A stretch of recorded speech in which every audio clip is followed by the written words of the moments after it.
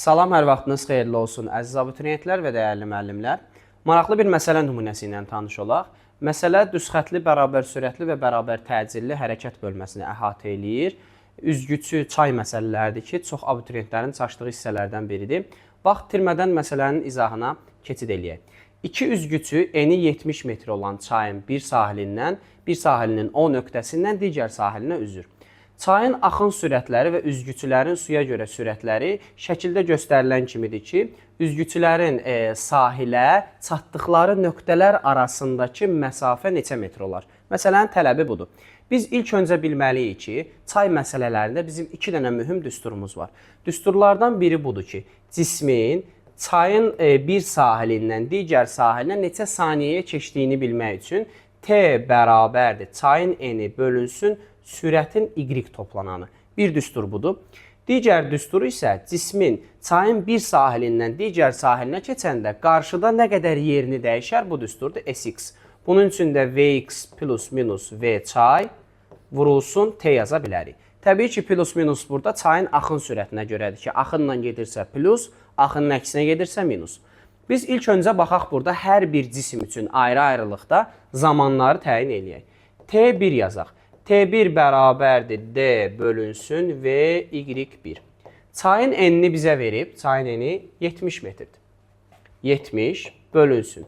Birinci cismin Y toplananına baxacaq ki, Y-ə görə 1, 2 dama hündürlüyündədir. Hər damanı da bizə deyir 1 metr böl saniyə götürsək, 2 dama olacaq 2 metr bölünsün saniyə.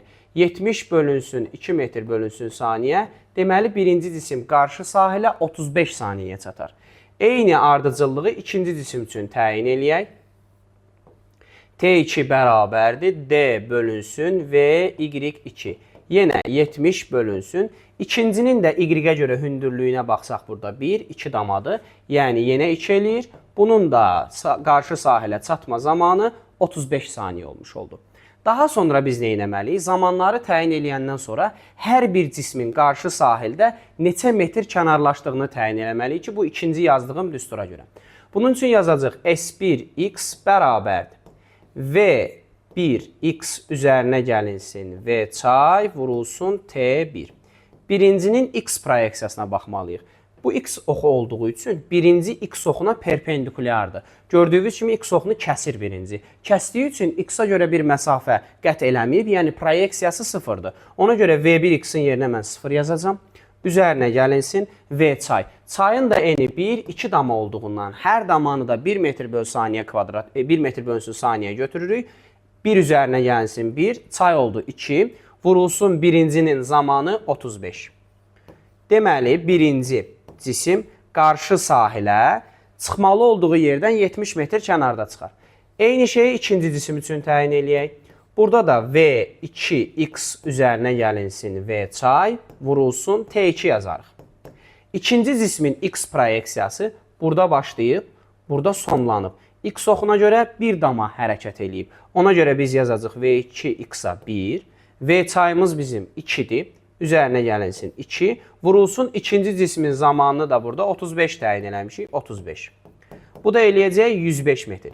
Yəni 105 metr kənarda çıxar. Bizdən tələb olunan həmin bu üzgüçülər arası məsafədir ki, biz burada birini digərindən çıxmalıyıq. Böyükdən kiçiyi çıxaq, S2x çıxılsın S1x.